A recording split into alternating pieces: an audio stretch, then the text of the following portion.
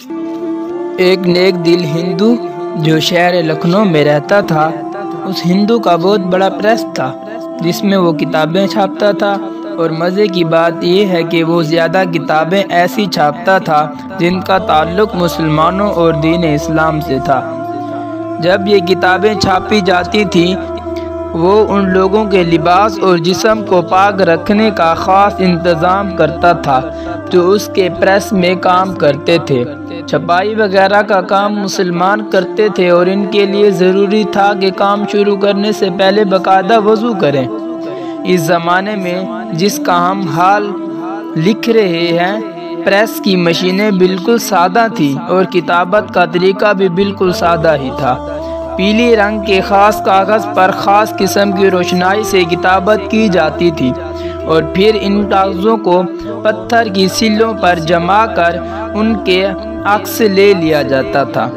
جب کوئی چیز چھپ جاتی تو پتھر کی سلوں کو دھو کر لفظ مٹا دیے جاتے تھے، اور ان سلوں پر نئے کاغذ جما کر نئی چیزیں چھاپی جاتی تھیں۔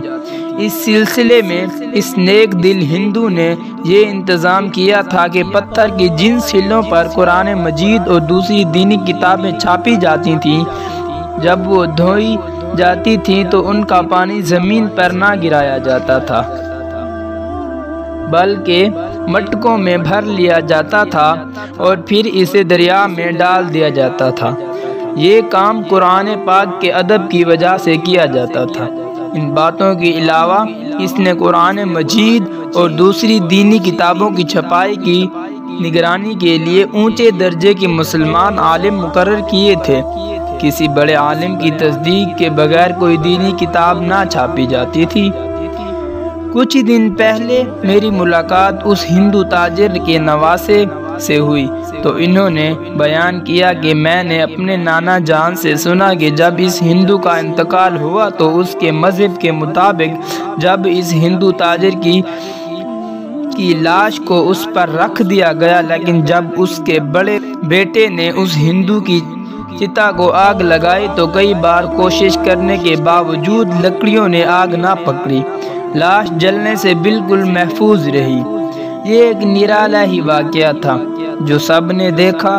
لوگ حیران تھے کہ لکڑیاں جلتی کیوں نہیں۔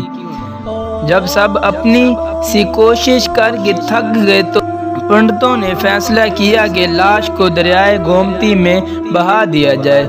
چنانچہ ایسا ہی کیا گیا اور اس نیک دل ہندو کی لاش آگ کے عذاب سے بچ گئی۔